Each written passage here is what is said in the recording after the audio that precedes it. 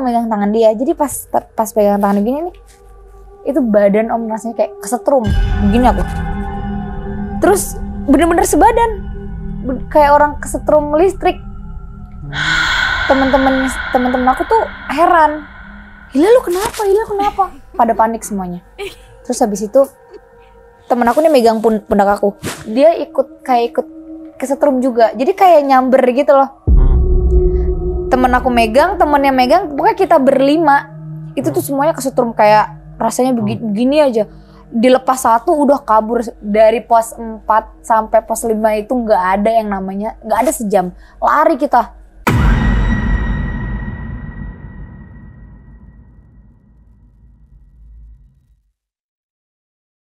Assalamualaikum warahmatullahi wabarakatuh. Dunia penuh dengan misteri. Hal gaib selalu ada di kegelapan malam. Kita bertemu lagi di 7 Rupa Channel. Malam hari ini tetap bersama TRC, saya Mandra bersama Mas Heru Survival. Selamat malam Mas Heru. Selamat malam. Dan seorang cewek yang cantik, yang ngangenin, ya, dia adalah Kak Hilya. Selamat datang Kak Hilya. Sudah yang kedua kali ya? Iya betul. Oke. Jalan setapak yang berbahaya. Jelek.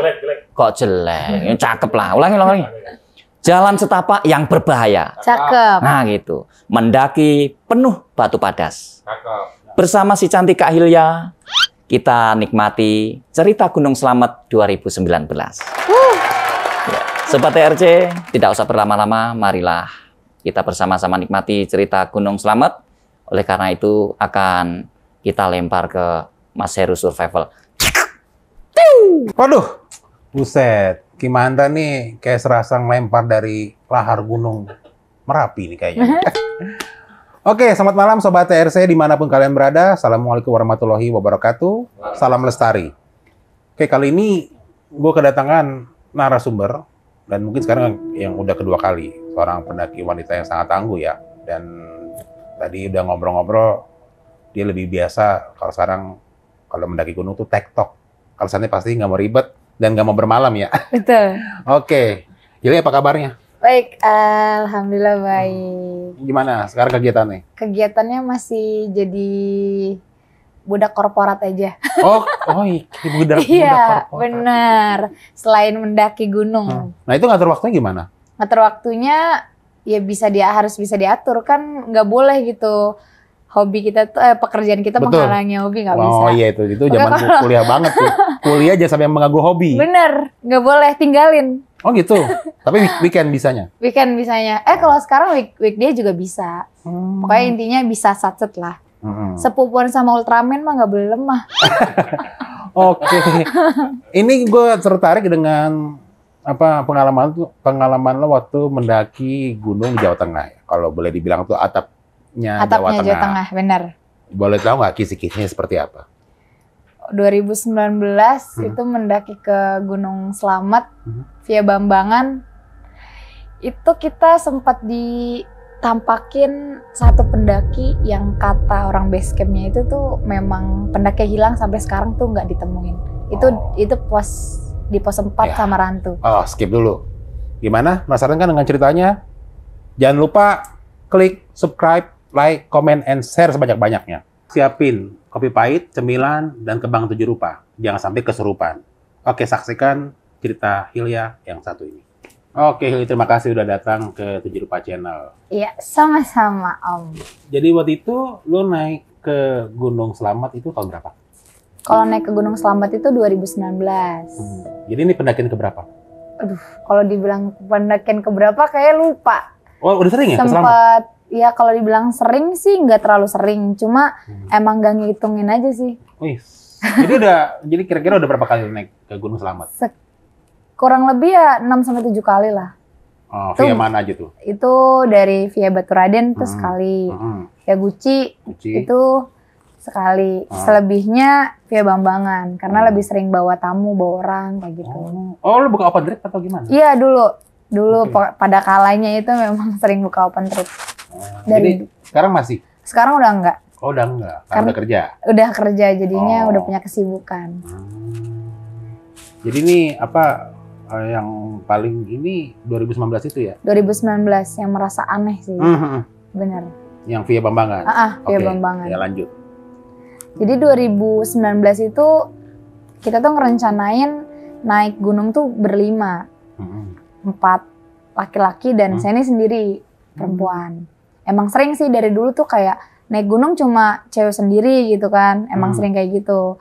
Terus ya dari berbagai wilayah, ada dari Wonosobo, dari Jakarta, terus saya ini dari Bekasi sendiri. Dari Bekasi sendiri tuh naik, biasa kita naik kereta kan. Oh, oke. Enggak, kemarin tuh naik, memang bukan open trip ini, memang kita naik pribadi. Terus naik, turun di stasiun Purwokerto. Dari Purwokerto itu baru dijemput sama temen yang orang Purwokertonya. Naik dari, dijemput, kita nggak langsung ke base camp. Aku tuh langsung ke rumah temenku ini. Udah tuh, udah di rumah temen tuh aku berangkat Jumat pagi. Terus nyampe di sana tuh sekitar sorean lah. Jadi masih ada banyak waktu kan, karena kan kita trekkingnya mau hari Sabtu. Ngecamp kan 1 malam. Terus setelah aku udah dijemput, nyampe lah di rumah temenku kan. Terus nungguin yang lainnya. Karena yang lainnya jadi dari berbagai wilayah, jadinya kita COD-annya ketemunya tuh di base camp. Ya udah. Pertama sih naik normal-normal aja, kayak registrasi, surat sehat, kayak gitu-gitu. Oh, di base camp Bambangan ya? Di base camp Bambangan itu kan sebelum COVID. Kalau nggak salah ya 2019 ini sebelum COVID lah. Iya. Udah registrasi, naik itu jam 7. Jam 7 pagi. Pada waktu itu tuh memang nggak ada ojek, belum ada ojek. Oh. Belum ada ojek. Kalau sekarang kan mungkin udah ada ojek kan. Kalau sekarang, kalau dulu nggak, belum. Oh. Jadi pas kita jalan kaki dari base camp ke pos 1 kan jauh Yoi. banget. Iya, betul. Jauh banget itu. Hampir 2 jam kayaknya. Betul. Hampir 2 jam. Dari base camp ke pos 1. Iya. Karena kita jalan, makanya kita kan harus pangkas waktu lebih pagi lagi kan. Kita trekking jam 7, nyampe sekitar jam 9 lewat lah itu di pos 1. Itu masih istirahat. Masih normal lah, normal, nggak ada gejala apa-apa gitu. Dan kebetulan memang saat itu tuh aku lagi halangan. Lagi menstruasi juga. Waktu pas naik ke Selamat itu. Tapi kan mikirnya kayak kita punya tujuan yang baik, nggak ada macem-macem. Jadinya ya udah gitu, naik aja. Nyampe di pos 1 masih normal tuh. Terus dari pos 1 itu kabut tuh udah mulai naik gitu loh. Udah mulai naik gitu. Ngerasanya aneh di situ, udah merasa aneh. Karena kabut, mungkin karena kabut terus kayak insting tuh kayak ya udah aneh aja gitu. Nah, udah nggak bener pikirannya. Ditambah lagi kita bawa carrier kan. Bawa carrier yang lumayan berat gitu. Apalagi kan perlengkapan pribadi lah khususnya gitu kan. Pas mau nyampe pos 2 tuh kita udah hujan. Udah kena hujan pada waktu itu tuh. Terus di pos 2 itu kita udah rehat karena hujan kan. Rehat tuh sebentar.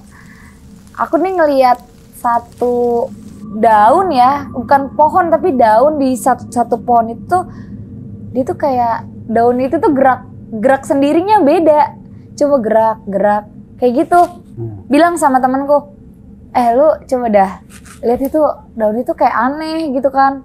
Kok bisa yang lainnya diem, tapi yang cuma dia doang tuh yang bergerak.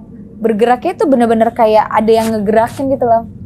Ada yang ngegerakin. Cuma kata temen, udah lu nggak usah mikirin apa-apa gitu kan. Oh ya udah.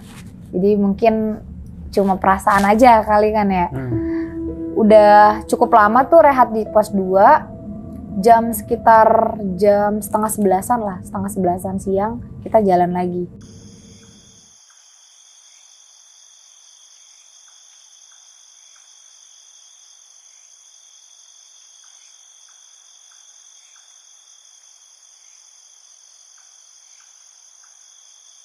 Jalan, udah normal tuh Om, normal. Nyampe, ternyata tuh kita sampai di pos 4 Samarantu itu sekitar jam 2-an. Jam 2-an padahal. Memang kata orang base camp tuh, kamu nggak boleh sampai maghrib. Oh ya maghrib ya betul. Sampai maghrib di Samarantu atau ngecamp di sana. Iya. Tanya dong kenapa gitu kan. Kenapa nggak boleh ngecamp di sana di Samarantu. Ya alasannya orang base camp cuma bilang di Samarantu tuh di pos 4 tuh area campnya kecil, jadi nggak memungkinkan buat kalian tuh ngecamp di sana. Oh ya udah gitu kan, positif kan. Karena sebelumnya tuh memang aku pernah naik ke Gunung Slamet via Bambangan itu nggak ada kejadian hal aneh gitu kan. Terus pas di 2019 yang ketiga kalinya kalau nggak salah naik ke situ tuh ada hal sesuatu karena tuh kayak ngejanggal aja, kok beda gitu. Nyampe di Samarantu tuh alhamdulillah kita masih terang. Duduklah istirahat. Karena kebetulan tuh perut aku tuh sakit. Sakit itu mungkin karena menstruasi itu kali ya. Rehat di situ sekitar jam 2-an, jam 2 kayaknya. Udah duduk tuh di salah satu tuh tahu gak sih sampai sekarang kayaknya masih ada deh pohon yang tumbang ya. Ya kita tuh kayak nyender aja gitu di pohon itu. Itu kan jalur sebelah kanan ya Om ya? Iya. Jalur sebelah kanan. Ini ada cewek satu pendaki yang arahnya itu berlawanan dari jalur.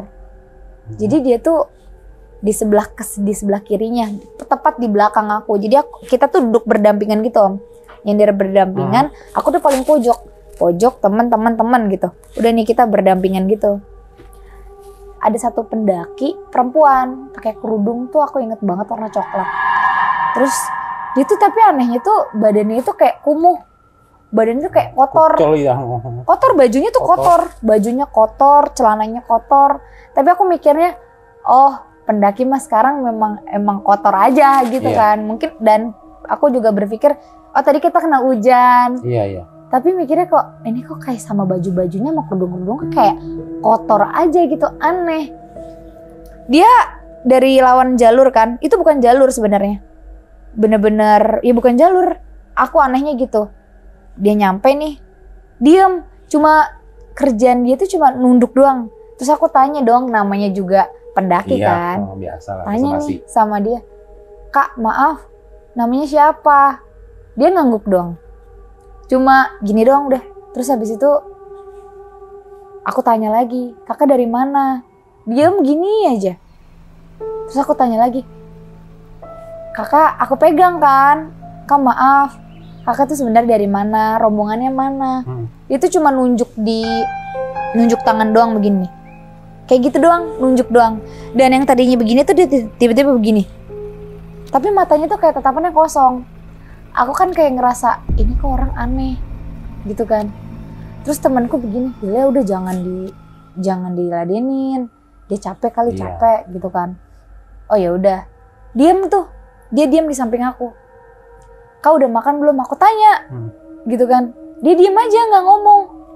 Terus habis itu, kakak capek ya? Dah pas aku bilang kakak capek ya, dia langsung ngangguk gini. Yaudah kak duduk aja kak duduk. Aku bilang duduk aja di samping aku nggak apa-apa. Aku bilang gitu. Kalau misalnya kakak lapar, bilang sama aku ada makanan. Aku bilang gitu kan. Nggak jawab. Kayak ngomong sama pohon kayaknya. Ini bener-bener kayak nggak ada jawaban gitu. Diem aja. Pas aku mau ngebantu dia gitu kan. Peganglah tangan dia dong, aku yang megang tangan dia. Jadi pas pegang tangan gini nih, itu badan Om rasanya kayak kesetrum, begini aku. Terus bener-bener sebadan, kayak orang kesetrum listrik. Temen-temen aku tuh heran, Hila lu kenapa? Pada panik semuanya. Terus habis itu temen aku nih megang pundak aku, dia ikut kesetrum juga, jadi kayak nyamber gitu loh. Temen aku megang, temennya megang, pokoknya kita berlima. Itu tuh semuanya kesetrum kayak rasanya begini aja. Dilepas satu udah kabur. Dari pos 4 sampai pos 5 itu gak ada yang namanya, gak ada sejam. Lari kita. Lari pokoknya tuh dia si cewek tuh diem aja. Kita lari, berlima tuh lari.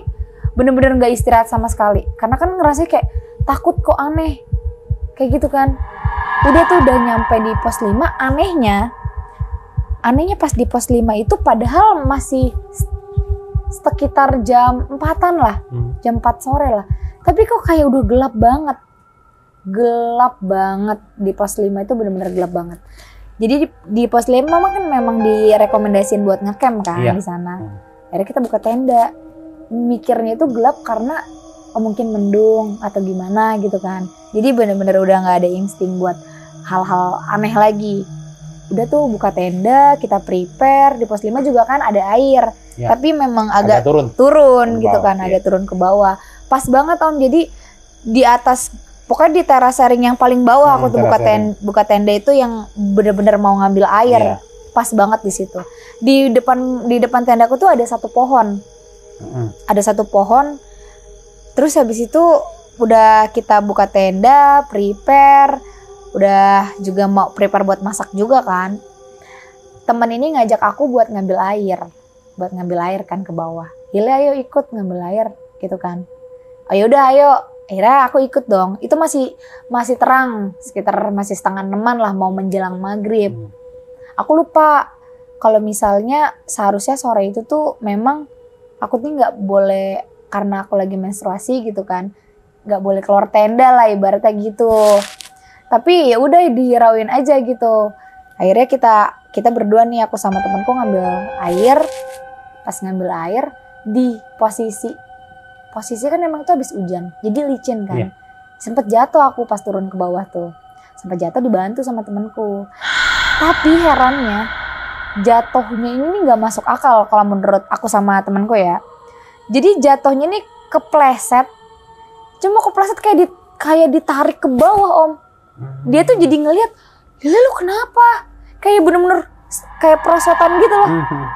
Aneh, makanya dibilang kok bisa gitu jatuh cuma kepleset doang tapi kayak ada yang narik kaki aku. Ditarik gitu sampai bawah. Terus aku tuh ketahannya jadi aku megang ranting, megang pohon. Terus baru dibantuin kan sama temanku. "Lu kenapa Hil, kenapa?" "Biasa kepleset doang gitu." "Tapi kok keplesetnya aneh?" "Udah jangan mikir apa-apa." Aku cuma mikir kayak gitu. Jadi kayak gak mau berpikiran yang aneh-aneh gitu. Ngambil air, pas naik itu udah maghrib kan. Aku bilang stop dulu. Jangan kemana-mana dulu soalnya maghrib gitu kan. Setelah azan selesai, setelah itu baru kita naik lagi. Pas naik itu kaki temenku itu gak bisa bergerak. Bener-bener gak bisa gerak. Kayak mikirnya, oh lu kram kali. Lu tuh ya udah lu nggak jangan mikir macem-macem. Oh itu sebenarnya itu udah berantakan sih pikiran. Cuma kita mikirnya ya udah nggak boleh mikirin yang macem-macem aja. Selang berapa menit, kayak 5 menitan lah. Aku nyuruh temanku duduk dulu kali kaki lu kram. Pas udah aku pijet lah ibaratnya gitu kan, karena mikirnya ya cuma kram doang. Tapi anehnya tuh di bagian apa nih, betis ya, di bagian betis cowok temanku ini yang cowok itu ada luka lebam warna biru, hijau gitu kayak luka lebam gitu. Terus aku tanya sama dia, "Kaki lo kenapa?" "Lah nggak kenapa-napa Hil." "Lah ini lu lihat dah kan gitu ya, ada bekas ini tau." "Ih gue baru tahu," dia bilang begitu. "Baru tahu kok bisa ya, sakit nggak?" "Nggak sakit." "Masa?" Terus aku pencet kan, nggak sakit beneran. "Ini udah lama kali," kan aku bilang begitu ya. Terus kata dia, "Enggak kok, gue juga baru tahu," katanya gitu. "Ya udahlah ayo naik lah pelan-pelan, udah bisa jalan belum?" Gue bilang gitu. "Udah, ya udah ayo pelan-pelan lah kita naik." Itu tuh kita nyampe tenda habis maghrib itu jam 6 lewat lah. Jam 6 lewat kita nggak udah selesai ngambil. Nah tuh masakan udah hampir jadi tuh sama teman-teman. Masuklah aku ke tenda. Udah malam itu tuh ngobrol. Ada satu orang temanku bawa musik box. Jadi musik box ini nih ya buat nyetel lagu lah pada malam hari gitu, buat ngobrol-ngobrol. Kita udah ngobrol, berbincang gitu, udah ngobrol kayak biasa lah. Jam 9 malam, musik box ini kan posisinya mati, gak nyala. Jam 9 malam, bener-bener jam 9, ingat banget tuh jam 9 malam. Tiba-tiba musik box ini nih nyala sendiri. Aku mikirnya temanku yang nyalain. Terus habis itu, temanku nih yang punya musik box ini kaget. "Ih anjir, nyala gitu. Nyala sama siapa?" gitu kan ngomongnya. Terus kata aku, "Ih, lu kan yang nyalain, gimana sih? Handphone lu kali." Terus lagunya ini lagu orang Jawa Om. Bukan lagu Jawa yang sekarang ya, bukan kayak lagu zaman kuno, zaman dulu. Lagu Jawa yang buat nari-nari gitu lah pokoknya. Gitu lagunya. Terus ya aku heran nih, lagu lu norak banget sih kan aku bilang gitu kan. Lagu apaan sih Hil, itu bukan lagu gua. Pas aku ngeliat handphonenya, coba lu lihat, kan aku nggak percaya ya. Coba lihat handphonenya. Pas beneran nggak ada. Terus ini lagu siapa? gitu kan. Wah nggak beres nih musik box, gila nih musik box gitu. Aku lempar keluar kena pohon. Aku lempar mati dong tuh musik box. Iya. Tiba-tiba mati tuh pas kena pohon. Ambil sono ambil, ada yang mau ngambil lah keluar. Gak ada yang berani buat ngambil karena musik boxnya aneh. Kata aku gini, udahlah buang aja. Ngapain musik box nggak jelas tiba-tiba bunyi kayak gitu, nggak ada lagu siapa-siapa gitu. Gak usah bercanda gitu kan. Mikirnya dalam hati kayak ini bercanda banget sih itu musik box kayak gitu. Jadi kita semua tuh kayak udah parno, udah takut sendiri gitu di dalam tenda tuh. Kita memang sengaja buat tenda kapasitas 2 sama kapasitas 4-5 orang. Yang kapasitas 2-3 ini memang buat barang, buat tempat makan lah, buat masak segala macam. 2 tenda ya? 2 tenda. Nah yang 4-5 ini kita buat setenda emang buat berlima. Niatnya begitu memang. Akhirnya barang-barang sama tim masakan ditaruh di tenda depan. Tenda kita ini yang 4-5 ini ya udah buat tenda kita berlima kayak gitu kan. Udah musik box aku lempar, temanku ini dia nih coba buat ngambil musik boxnya. Terus pas dicari itu musik box nggak ada. Di pohon itu nggak ada. Terus aku bilang, lu lempar, kata dia, lu lempar kemana Hil? Lempar, lu kan tadi ngeliat kalau gue ngelempar ke pohon. Gak ada kok, kata dia. Masa sih pohon yang mana? Pohon depan tenda kita kan cuma 1. Mana pohon mana lagi? Coba cari ke bawah, coba gitu kan. Dicarilah sama dia. Gak ada Hil, gak ada. Apaan sih gak ada? Aneh lu kan gitu. Ada di situ sampai aku keluar. Ya kan ibaratnya orang aku sendiri yang lempar ya. Jadi aku keluar buat bantu cari. Setelah cari emang nggak ada di situ. Dalam hati kok bisa ya musik box itu nggak ada di sini gitu kan. Kita cari, tetap kita cari. Area sekitar ternyata di mana? Ternyata tuh musik box ada di belakang tenda kita. Bingung, situ heran. Wah, udah nggak beres nih. Kata temen begitu. Kata aku, nggak beres kenapa lu? Udah jangan mikirin macem-macem gitu kan. Ya aneh aja, tadi kan lu ngelempar ke pohon, kenapa tiba-tiba ada di belakang tenda gitu kan. Masa ya musik box, aku udah bercandain aja musik box bisa jalan udah, pikirnya udah gitu aja. Diambil lah sama temanku ini, diambil musik boxnya, dibawalah ke dalam. Kan musik box itu yang kecil, nggak terlalu besar lah, kecil. Udah di dalam tenda, kita ngobrol lagi. Temen tuh ada yang bawa Uno. Jadi kita main aja gitu. Itu malam tuh sekitar jam 10:30-an mau jam 11. Aku tuh emang udah ngerasa ngantuk kan. Ayo besok kan mau summit pagi-pagi. Kenapa kita nggak tidur lebih dulu gitu biar menghemat tenaga buat besok. Kayak gitu kan mikirnya. Akhirnya jam 11-an malam kita tidur. Posisi aku tuh memang ada di tengah-tengah. Jadi 2 orang cowok di aku di tengah-tengah gitu. Memang posisinya kayak gitu. Ada lampu tenda kan, ya? Ada lampu tenda. Yang digantung ya. Iya, kita semua ini udah tiduran lah ibaratnya. Udah nggak ada yang bangun. Posisi itu aku memang di tengah-tengah tuh lampu tenda belum mati lampu tenda. Aku bilang, coba matiin dulu lampu tendanya gitu kan. Sama temanku ini bukan dimatiin tapi kayak diredupin gitu loh. Kayak diredupin. Akhirnya diredupin tuh lampu tenda. Dari luar memang ada angin.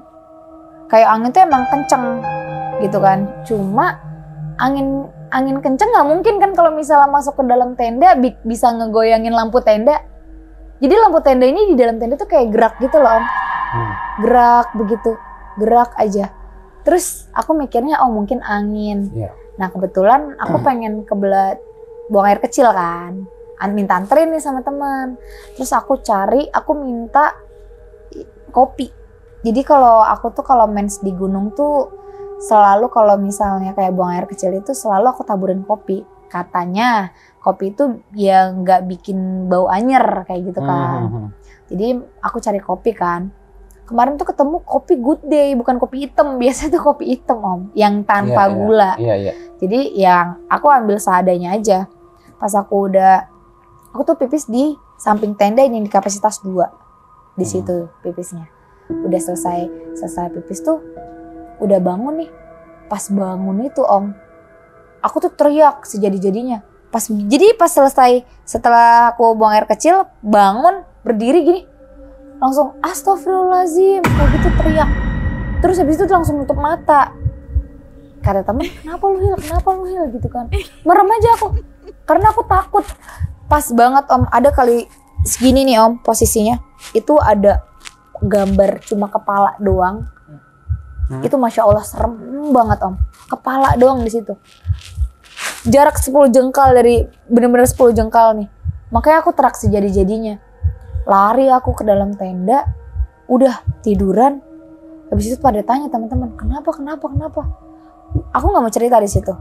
Bener-bener shock banget, kaget banget. Tiba-tiba ngelihat yang cuma isinya kepala doang, mukanya hancur gitu. Masya Allah banget itu. Kayak ya Allah bener-bener nggak bisa dibayangin seserem itu. Karena aku udah kayak gitu, jadi teman-teman yang lain tuh nggak bisa tidur. Nggak bisa tidur tuh. Pas kita orang nih nggak jadi tidur, ada yang duduk. Tiba-tiba tuh di depan tenda tuh Om, kayak ada orang lewat, tapi kayak terbang gitu. Kalau orang lewat jalan normal ya Om ya? Ada bunyi. Bunyi. Ini enggak, cuma kayak selebetan dari dalam tenda kan lampunya redup. Iya. Jadi pas di luar tenda tuh ada, jadi di atas itu tuh ada pendopo gitu, ada satu pendopo yang memang ada lampunya di situ. Jadi kayak nyorot ke depan, terus habis itu kebayang tuh bayang-bayangan yang luar yang jalan kan pasti kelihatan dong. Akhirnya tuh kayak ada yang lewat, tapi bukan jalan. Ya udah lewat aja terbang gitu. Terus kata temennya, itu apaan? Kayak gitu kan. Satu orang nih yang lihat, itu apaan? Apaan, gue nggak ngeliat apa-apa. Tadi gitu kan ngomongnya. Nggak ngeliat apa-apa kok. Oh ya udah. Akhirnya udah cuma pikiran dia doang kali ya. Kedua temen aku ngeliat lagi. Jadi dia lewat lagi. Gue tadi ngeliat kayak gitu. Aku mah udah bener-bener nggak bisa apa ya, kayak udah masih kebayang aja, masih shock aja gitu Om. Jadi nggak fokus ke mereka yang kayak begitu. Cuma mereka memang cerita gitu kan. Akhirnya pas udah 2 kali balik, udah yuk tidur.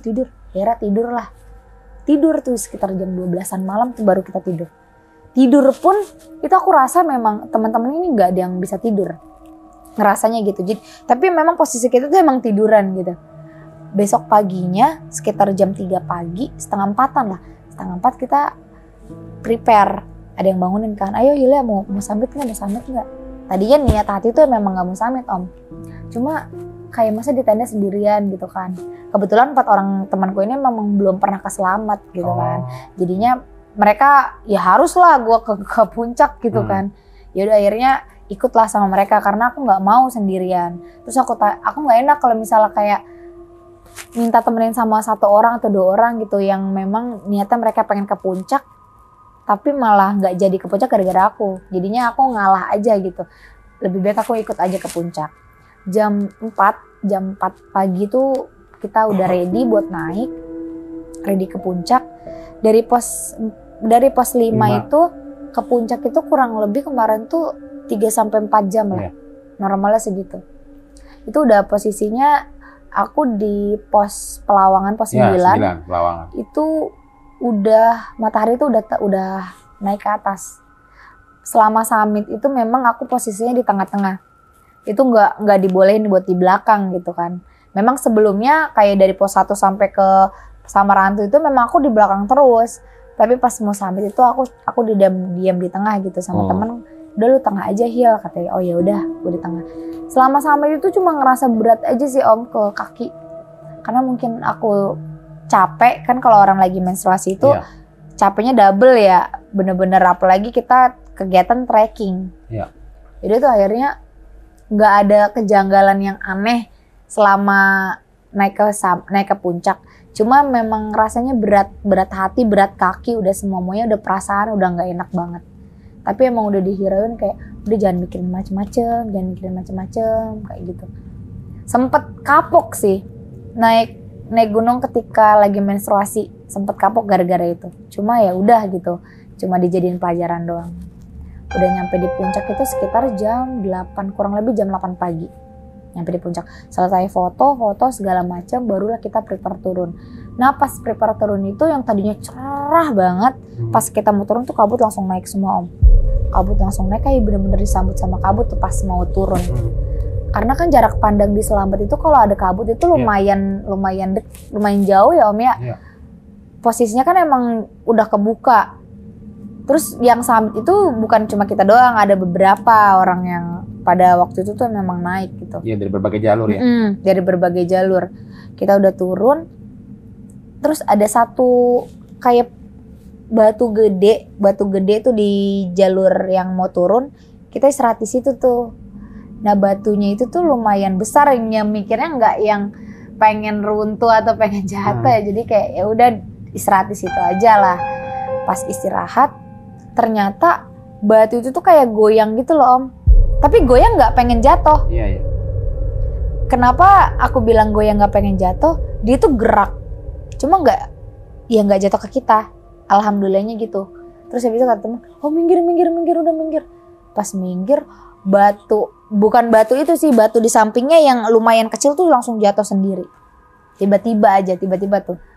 Terus mikirnya mungkin kegeser sama batu gede kali ya gitu, yang kita senderin, yang kita tempat istirahat di situ kan. Akhirnya udah tuh turun sampai perjalanan turun tuh nggak ada apa-apa. Udah pure turun aja. Sampai di area camp lagi sekitar jam 10:30 siang di situ. Kita prepare masak, terus kayak makan dulu lah. Ketawa-tawa segala macem. Udah yang kejadian semalam tuh kayak udah dilupain aja gitu kan. Pas udah prepare, udah makan, terus juga udah packing, kita juga udah turun. Pokoknya ditargetin itu sebelum zuhur kita memang ada niatan buat turun duluan. Karena takut hujan atau gimana kan. Jadinya memang meminimalisir kejadian hujan lah. Jam 11:30 siang tuh kita udah turun dari situ. Dari pos 5, lucunya itu dari pos 5 sampai mau masuk Samarantu. Itu tuh kita jalan cepet. Tapi pas udah di Samarantu ini kita lari Om, sekenceng-kencengnya. Udah gak ada yang jalan dari situ karena kejadian kemarin. Udah lepas Samarantu, udah kita jalan pribadi, jalan santai lah. Terus teman tanya, terus kemarin temen lu Hil kayak gitu. Temen yang mana gitu kan? Lah gue kira kemarin temen lu gitu ya. Mana ada gue punya temen di sini. Lalu ajak ngobrol dia, yang namanya orang pendaki kita sapa wajar gitu kan. Jadi disangka temen aku nih orang yang kemarin cewek ini temen aku gitu kan. Lagian ngobrol sama lu doang, ngomongnya begitu kan. Terus habis itu enggak lah itu bukan temen gue, nggak tahu juga siapa. Lalu tahu sendiri kemarin kita kesetrum sejadi-jadinya gitu kan. Udah tuh kita turun, normal tuh turun. Nggak ada kejanggalan karena kan memang masih alhamdulillahnya turun itu dikasih cerah. Nyampe di base camp itu kurang lebih jam 3:30 sore. Itu lama sih menurut aku ya turunnya. Dari segi turun yang seharusnya bisa dari pos 5 ke base camp itu bisa 3 jam, ini lebih dari 4 jam gitu. Nyampe di base camp kita tanya nih, sebenarnya aku sih yang tanya duluan ke orang base camp, penjaga posnya. Bang, kemarin gua nih di pos Samarantu, gua tuh ketemu cewek bang. Aku gituin, ketemu cewek itu pakai keril, pakai kerudung coklat, pendaki, cuma badannya ini kumuh, kerudungnya ini kotor, bajunya kotor. Ya gue mikirnya itu pendaki abis kehujanan dan main becek-becekan mungkin jadi kotor bajunya. Siapa namanya? Kata orang base camp gitu. Terus bisa kata aku, dia aja ditanya nama diem, ditanya asal diem, ditanya cuma ditanya temannya mana, kelompoknya mana, cuma nunjuk begini doang, selebihnya nunduk. Aku bilang begitu kan. Orang base camp cuma bilang gini, dia ngeluarin satu foto, ini bukan orangnya, dikasih foto. Ih, abang lu dapet dari mana nih foto? Kayak gitu kan, bingung, heran. Ini tuh cewek yang hilang dari 2002. Dia bilang dari 2002 sampai sekarang belum ditemuin. 2002. Kayak, hah? Serius bang? Bercanda.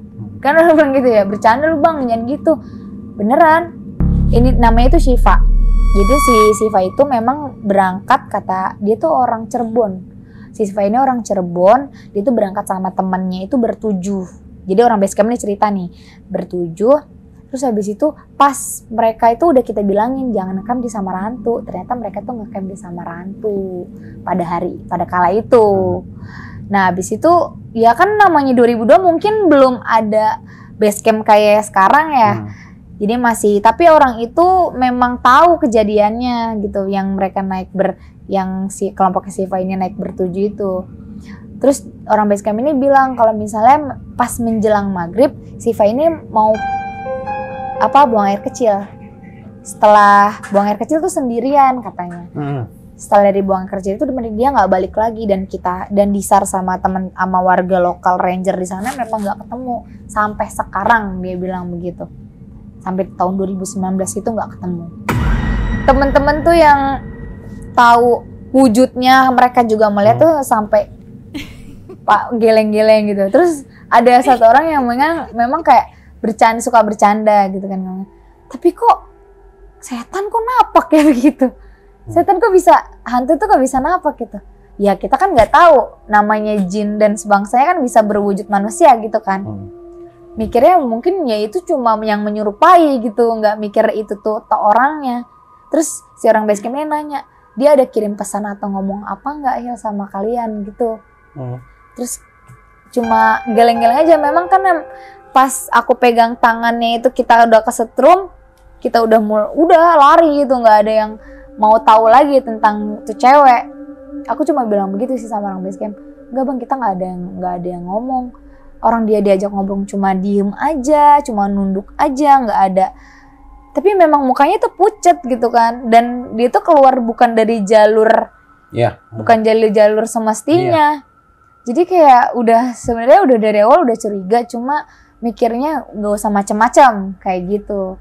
Dan memang nih cewek nih hilang itu ya pas mau menjelang maghrib, makanya sekarang tuh pendaki yang sekarang ya dibilang nggak boleh ketemu sama hantu, terus habis itu nggak boleh berhenti, atau enggak jangan sampai menjelang maghrib di Samarantu, ngomongnya begitu. Wanti-wanti mungkin ya orang basecampnya kayak gitu. Udah dari situ kayak udah ngerasa ternyata kita pernah ketemu sama pendaki yang wujudnya sama ketika hilang gitu, yang sampai sekarang tuh emang belum ditemuin gitu. Udah dari situ kayak udah cerita gitu, udah prepare. Kebetulan kereta aku nih malam, sekitar jam 11 malam. Udah diantar sama teman ke stasiun. Setelah itu udah balik ke Bekasi lagi. Udah normal aja, cuma kayak masih kebayang-bayang aja gitu. Karena memang pendakian itu tuh ngerasanya udah banyak hal yang janggal. Makanya tadi aku bilang sempat kapok naik gunung ketika menstruasi gitu. Karena feelingnya itu kayak mungkin lebih kuat, dan mereka tuh kayak lebih suka sama bau-bau anyir nggak sih? Oke, pemirsa, cukup seru juga, dan gue tadi sempet merinding juga. Ini kan lo kan berlima sama lo ya? Ini kan 4 orang cowok, dan baru sekali naik Gunung Selamat via Bambang. Iya. Tapi semuanya itu bawa keril kan ya? Bawa keril semua. Dan mereka juga tahu lagi PMS lo nya ya? Aku sih ceritanya pas aku di area camp sih. Gitu. Taunya ya. Tapi mereka kayak udah biasa aja, cuma memang wanti-wanti. Takutnya kayak diganggu-ganggu kan, ngomongnya gitu. Sebenarnya sih nggak apa-apa, asal kita bisa menjaga kebersihan. Benar. Sama bawa sampah itu turun ke bawah base camp. Benar. Tapi pas lo lagi naik Gunung Selamat via Bambangan itu, cuma rombongannya doang? Nggak ada. Rame kan? Lumayan rame. Dan aku bukan emang naik, bukan weekend. Bukan weekend hari biasa kan? Naik itu hari Kamis, turun Jumat. Warung-warung masih rame kan? Warung kan ada warung-warung. Warung ada, cuma nggak serame. Kayaknya ada beberapa yang cuma buka tuh di pos 1 kalau nggak salah. Cuma satu doang? Cuma satu doang di pos 1. Kalau liburan emang banyak sampai bahkan sampai pos 8. Benar. Dan memang tuh emang buat nyari air emang benar di pos 5. Dari zaman dulu daki gunung agak turun ke bawah. Benar. Jadi istilahnya turunnya cepat, naiknya. Naik yang lama. Harus itulah istilahnya. Benar. Ditarik lah istilahnya begitu. Memang banyak yang diganggu. Banyak begitu dari kita ini yang gue dengar. Dan gue juga pernah ngalamin juga di Samarantu memang begitu. Malah sempat ngopi. Tapi sempat maksudnya gini. Jadi di Samarantu itu di tahun berapa? 94 kalau nggak salah gue naik. Karena itu emergensi banget. Kita nge-camp di situ. Terus temen gue pada di dalam tenda semua. Di dalam tenda terus ada bapak sama anak. Itu pakaiannya ya mungkin kalau dibilang kalau orang sepintas ngeliatnya mungkin kayak pendaki spiritual. Oke. Kan cuma pakai sendal. Yang gembolan mungkin isi apa, kain apa gitu ya. Istilahnya pakai cuma sendal jepit kayak gitu. Terus ya gue lihat ya biasa aja, teman pas itu kabut. Cuman ya udah. Emang identik banget kalau di Selamat tuh kabutnya. Kabut. Terus ya udah Pak, ngopi Pak. Dia gini dong, merokok aja. Udah gitu dong. Ya, ngopi. Iya Pak, ini saya buka tenda di sini karena di atas rame, di bawah rame. Ya udah saya di sini aja. Itu Bapak itu emang gitu. J gitu. Tapi ngomong. Nggak, cuma J aja. G. Oh, cuma gitu dong. Ya kan karena gue nggak bisa bahasa Jawa, ya kan. Terus dia ngomong Jawa gue nggak ngerti kan. Pak, ngopi Pak. Udah ngopi. Dia buatin kopi dan gue nggak suka tuh kopi sasetan, nggak suka. Kopi yang suka bubuk. Nah gue nengok ke belakang, mana teman gue nih. Weh, bangun loh. Nggak ada jawaban kan. Terus? Tapi lampu tenda nyala. Terus pas gue lihat gini kan, dan gue situ ya mohon maaf ya kalau sekarang nggak boleh ditiru nih. Gue bikin namanya perapian, kayak unggun gitu kan. Pas gue lagi ini, gue ngerokok aja lah, gue ngerokok kretek. Pas gue lihat ke bawah, bukan, dia pasti ada bayangan dong. Bener. Pas gue lihat, aduh nggak ada bayangan, gue langsung merinding. Ini bukan orang nih. Tapi gue cuek aja, nggak ada bayangan. Asli nggak ada bayangan. Ini bukan orang nih. Tapi kan untuk mengatasi, ya gimana kalau dibilang misalnya memang udah sering ketemu ya, mohon maaf. Ya udah, Pak ngopi Pak. Ayo Dek, Adek mau minum teh. Itu aja. Gitu. Tapi gue nggak ada bayangan. Gue kan cuma lihat bayangan gue doang. Ini bukan orang nih. Tapi masa gue bilang Bapak ya kan nggak mungkin. Kurang aja Bapak itu pakai ikat kepala itu ya. Bener. Ya udah gitu aja. Aduh. Tapi kalau dibilang sama rantu, ya wong samar emang dibilangin kalau maghrib jangan di situ. Banyak wong samar yang nggak kelihatan maksudnya begitu. Emang lalu lintasnya mereka. Iya. Makanya sekarang itu nggak tahu kalau zaman lo naik ya, itu dia dialihkan tuh apa namanya pelangnya gitu loh. Jadi biar tidak terjadi pengkultusan. Bener. Itu seperti itu. Ya emang begitu ya, percaya nggak percaya memang ya begitulah. Jadi kalau Sambaranti itu sebenarnya nama pohon sih, pohon langka di situ. Oh gitu. Yang itu yang lo bilang di yang pos 5 itu ada pohonnya, pohon langka itu. Oh. Iya, gitu. Tapi yang penasaran gue itu tuh yang set jalan itu ya. Yang cuma itu pas kelihatan bayangan yang kita bilang tuh orang gitu, tapi bukan jalan, dia kayak terbang, namanya orang bayangan, terus kayak cuma melayang. Iya. Kita kira tuh, ya nggak tahu itu apa karena nggak ada yang berani buat keluar. Yang malam itu tuh. Gue itu pas lagi di pos 5 juga begitu juga, nih siapa? Tapi ya udahlah karena di situ memang lagi rame kan, lagi mau acara 17 Agustus di tahun 94 ya udah. Tapi itu benar set gitu enggak. Ya kalau benar orang lihat itu namanya bruk gitu dong. Iya, jalan pasti kan kedengeran kan. Ini nggak ada jalan kedengeran sama sekali. Dan yang di pos 5 itu bisa dihitung sih tendanya ada berapa, sekitar ada 10-an tenda tuh ada lah. Tapi memang nggak banyak. Dan yang naik itu. Ya memang banyak sih kabar ya desas-desus yang apa batu besar itu ya iya. Bener. Dulu pernah ada kejadian pendaki ya. Kena hantam, kena ini kejatuhan batu. Iya, kejatuhan batu. Ada yang luka dan nggak tahu ya, mohon maaf ya. Mungkin kalau gue salah ya mungkin ada yang meninggal juga. Emang itu rawan itu. Summitnya di Selamat tuh rawannya itu karena batunya tuh dia batu hidup, batu gerak yang gampang jatuh.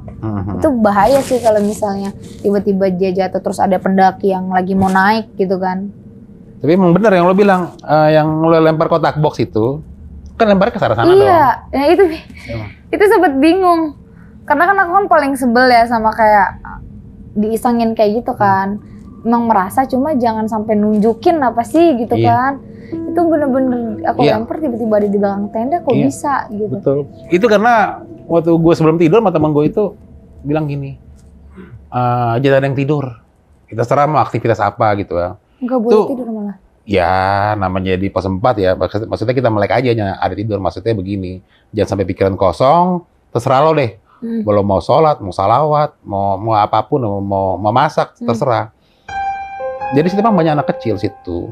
Jadi temen gue situ ribut gara-gara udah namanya bikin apa, pasak ya? Iya. Pasak, kok mana pasak hilang satu? Pasaknya nggak tahu di sebelah mana. Jadi akhirnya kan jadi beda paham nih. Akhirnya ribut kan, jangan bercanda lo di sini. Ya, itu memang mereka iseng gitu. Dipindahin. Pas lihat itu anak kecil. Tapi bagaimana ya? Ya gue juga sama temen gue. Jadi karena temen gue kenapa masuk tenda, ini siapa nih orang kan? Banyak gitu, tapi nggak nyampe. Itu siapa ya? Udah aku masuk aja deh. Gitu. Tapi ya udah. Kan kita, mana ya? Pasti nyampe nih, nggak nyampe. Yang seneng dong kalau ada orang pendaki dong, bener, sapa iyalah, gitu. tapi nggak ada. Ya? Temenku aja sampai yang 2 orang ini nih, dia nggak percaya sama hal mistis, hal goib gitu, nggak percaya sama sekali. Tapi ketika naik gunung yang sama aku ini, yang keselamat ini, baru dia percaya. Bahkan kata orang base camp tuh, mungkin kamu nih digangguin sama si cewek ini gitu ngomongnya. Cuma kan masa iya bang gitu kan, mikirnya kayak nggak mungkin gitu. Terus tiba-tiba orang base campnya langsung kayak nunjuk ke aku nih, kamu pasti lagi halangan kan, ngomongnya begitu. Iya. Terus saya bilang, lah iya, kok bang tahu? Ya kan bener lagi halangan, gitu doang ngomongnya. Dan posisi juga tadi gue dengar cerita lo itu, yang pendaki yang hilang itu namanya Siva, mohon maaf ya. Pas dia lagi buang air kecil, padahal juga mau buang air kecil juga kan? Iya benar. Hilang. Gitu. Ya walau alam ya, kalau masalah kayak gitu, ya bagi gue, kalau bisnis itu 10%. Kalau 90% itu memang kebanyakan di kesalahan si pendaki. Bener. Seharusnya kalau lagi ini ditemenin. Bener. Pas itu lagi nggak ditemenin. Emang yang cewek itu emang nggak ditemenin pasti. Iya. Itu udah banyak kasus. Ya udah hilang. Gitu. Ada nyaru, banyak yang nyaru. Makanya bilang uang samar. Banyak yang nyaru. Entah dia jadi cowok, entah jadi cewek. Banyak yang nyaru. Kalau cewek kebanyakan ditampilin pendaki-pendaki ganteng. Itu banyak kayak ngomong. Enggak, aku ikut dia ganteng, atau ya apalah kayak bule lah, kayak apa, kayak gitu. Tadi apa gue mau nanya, itu Uno tuh apa? Mainan Uno apa? Main kartu. Oh, kartu. Jadi kartu yang sama warna, sama angka gitu doang. Itu permainan kartu biasa.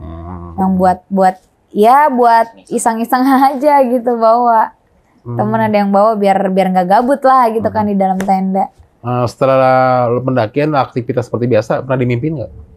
Kalau dimimpin sih enggak sih. Tapi temennya ada yang meriang. Gitu. Kayak sakit selama 1 minggu. Oh ya? Iya, sampai kan turun dari... Siapa namanya? Yang cowok, teman lo? Yang cowok itu namanya Alfi. Alfi ini dia hari Minggu, kan kita turun. Terus balik kan. Iya. Sampai ke hari Minggu lagi dia baru sembuh. Jadi 1 minggu full. Kenapa dia itu? Tuh meriang kayak terus dia udah berobat nih, udah ke dokter. Kata dokter kayak tensinya biasa aja. Malah dokter yang megang badan dia itu nggak panas. Tapi kalau dia pegang badan sendiri panas. Jadi dia kayak halu sendiri. Gue sakit, orang kepala gue pusing kayak gitu. Kayak halu, tapi kalau dibawa periksa tuh malah nggak ada sakit apa-apa. Cuma dikasih obat tapi nggak ada ngaruh. Nggak ada ngaruh apa-apa, cuma ngerasanya itu aja sih.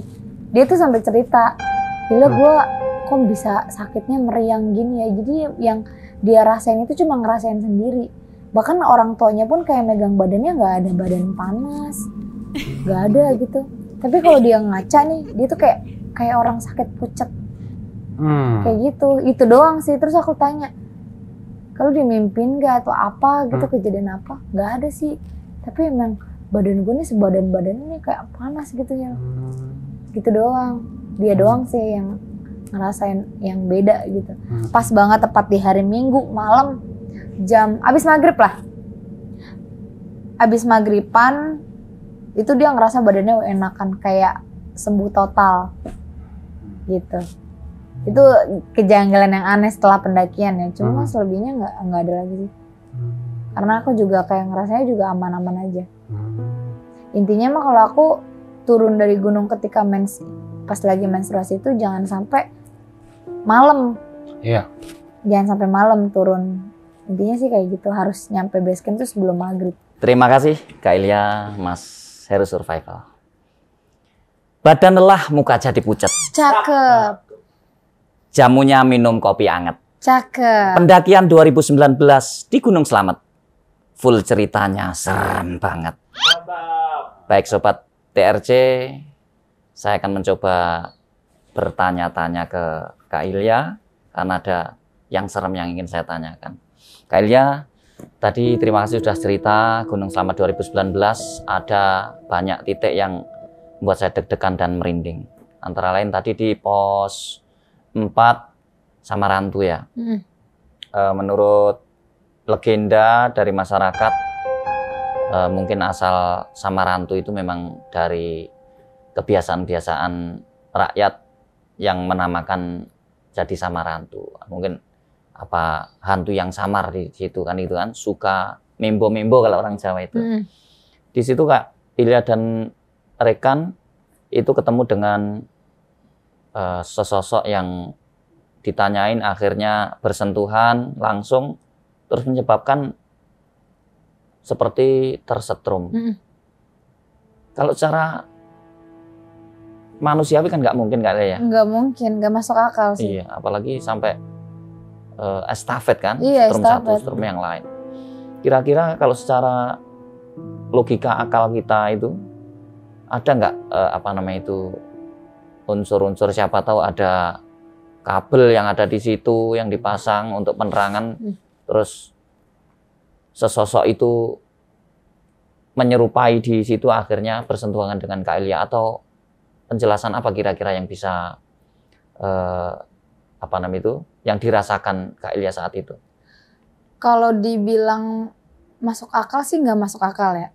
Tapi kalau kita hubungkan sama hal-hal listrik segala macam kayak gitu tuh nggak ada, karena memang yang namanya di tengah hutan kan nggak ada tuh namanya kabel listrik, itu nggak ada. Pure bener-bener kayak Pure ya, alamiah itu ya. alam banget dari Hutan belantara lah ya. Dari perempuan ini gitu, yang faktor kita tuh emang kesetrum estafet gitu. Oke. Kita tuh nyebutnya memang kalau kesetrum listrik kan gosong kah atau apa gitu. Nah, Ini mah enggak, cuma badan itu cuma kayak bergetar gini. Gerak gitu ya. Iya, makanya dibilang awal yang Hilya getar itu malah kata temen jangan bercanda lu gitu, kayak dia yang nggak percaya gitu. Pas dia pegang pundak sini nih, bahu sebelah sini, baru dia merasa tersetrum. Yang lainnya niatnya itu bukan sengaja kita pengen estafet semuanya kayak gitu ya, tapi emang niatnya pengen membantu. nolongin. Tapi malah kayak begitu semua gitu. Pas ketika Hilya lepas kan dipegang tuh, tangan Hilya tuh dipegang sama tuh perempuan. Pas Hilya paksa lepas, baru tuh getaran itu tuh udah berhenti, baru kita lari. Itu jadi kayak enggak emang di luar akal logika. Di luar akal lah. Enggak masuk akal lah menurut aku mah. Ya. Terus saat di atas tadi ketemu sosok kepala doang tadi yang hancur tadi. Loh, kalau saya sendiri aja kalau ketemu bisa langsung lompat itu kan. Untung aja ya. Nggak bisa diekspresikan kalau kalau itu tuh Masya Allah banget gitu. Itu coba kali ya kalau ada rekan terus punya gejala jantung tuh gimana coba? Aduh, dia udah jantungan kayaknya. Bisa kali. Untungnya aja nggak ada riwayat jantung saya. Untung aja Kak Ilya teriak ya kan? Teriak dan langsung merem. ngacir, merem Langsung masuk ke dalam tenda. Kayak gitu. Jadi, aku nggak berani cerita. Pokoknya aku cerita-cerita pas udah di base camp. Makanya teman-teman kayak, lu tuh kenapa sih pas lagi di luar itu kok bisa teriak sekencang itu gitu kan. Baru Hilya ceritain, ya lu bayangin aja nih 10 jengkal dari tangan kepala bulat nih. Ini kalau kepalanya kecil gitu. Ini kepala bukan kepala manusia gitu. Mukanya hancur gitu, matanya melotot, lu bayangin aja udah. Semangka kayaknya. Iya. Bukan kepala manusia gitu, emang bukan kepala manusia itu asli.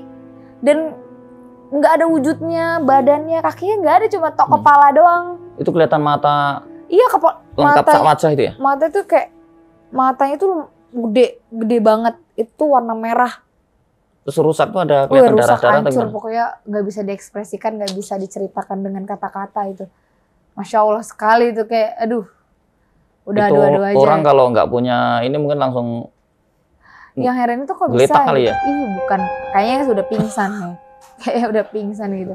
Oke. Aku refleksnya cuma teriak, tutup mata langsung kabur dalam tenda. Udah itu nggak bangun-bangun lagi dari situ. Karena emang takut banget.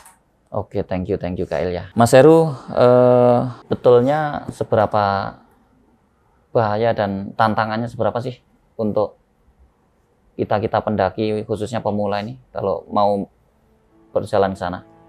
Sebenarnya gini Mas Manda, kalau Gunung Slamet itu memang kalau saya saranin memang gunung bukan untuk pemula.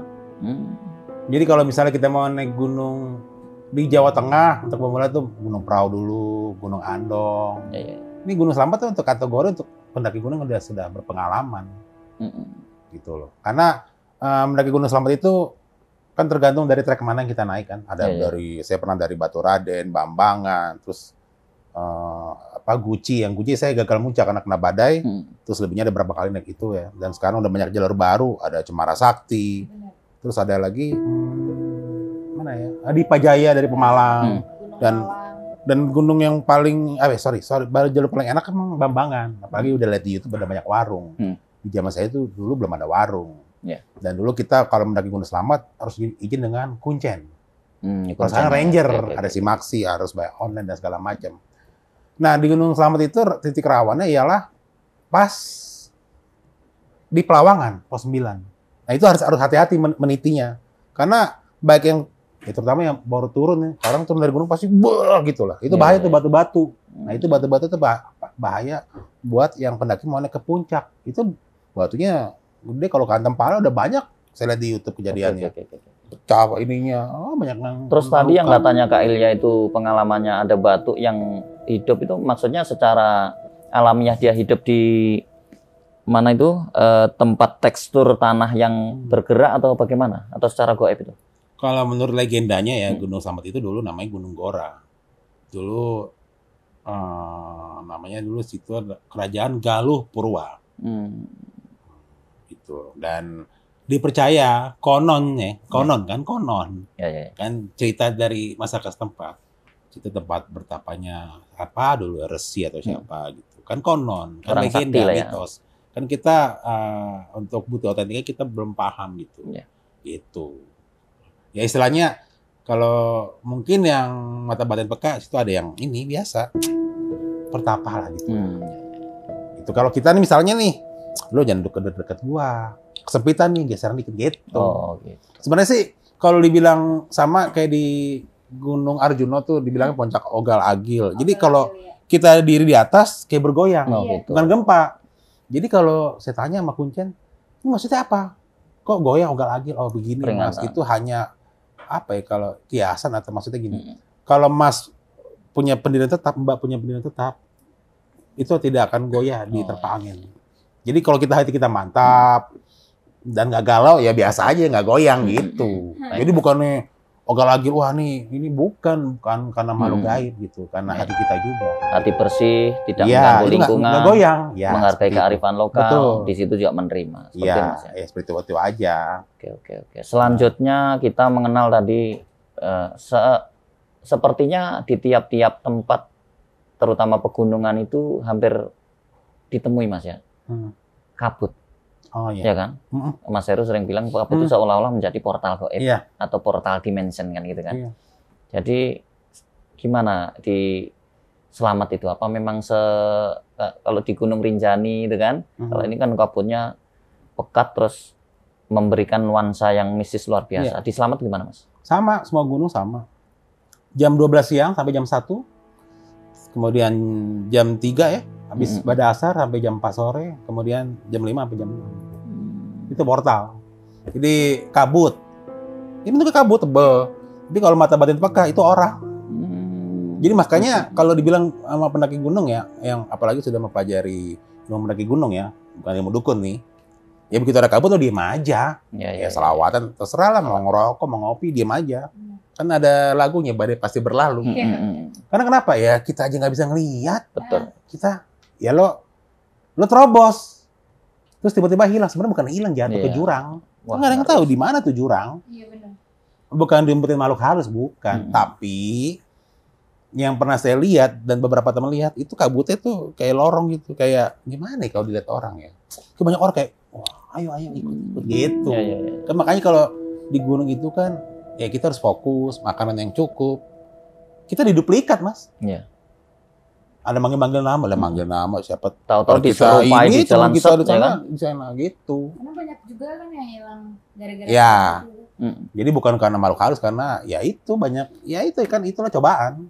Taunya hilang diserupain, temennya tahu-tahu nongol, taunya makhluk kok. Iya kan Tuhan yang menciptakan manusia sama, sempurna. Yang beda keimanan doang. Keimanan gitu doang sih. Jadi gimana kita menyikapinya. Jadi kalau, mohon maaf nih, Hilya, PMS. wah kalau orang bilang, wah nonton gini-gini, enggak juga. Bagi saya ya, mohon maaf itu mitos. Benar. Ya kalau kalau kita tadabbur dengan alam, terus kita adab dan etika kita bagus, terus asupan energi kita bagus, nggak ada apa-apa. Sorry, mohon maaf. Insya Allah nggak aman-aman aja. Ya. Itu. Yang penting ya harus bersih aja udah. Ya. Itu bagi saya sih. Oke, terima kasih Mas Heru atas share pengetahuan dan penjelasannya, sangat bermanfaat bagi kita pendaki pemula.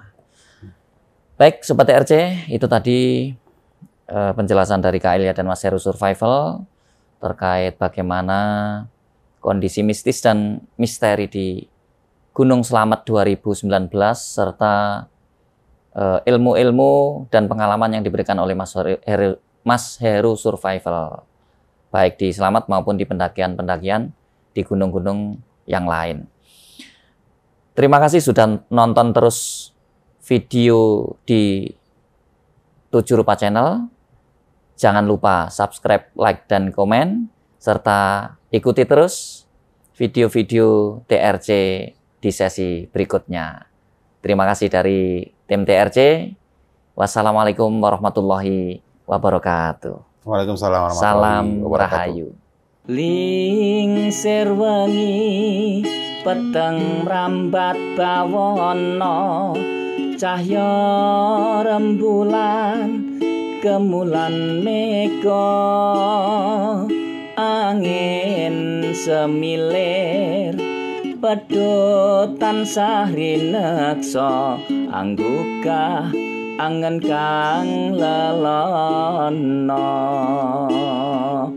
Jumingkat krekal sinawang wanodyayu, mesem nyawang sun kang wagu, alus ngagandeng asta tanpa tinolak, mabur nite cahya lang-lang bawana, mabur nite cahya lang-lang bawana, mabur nite cahya lang-lang bawana.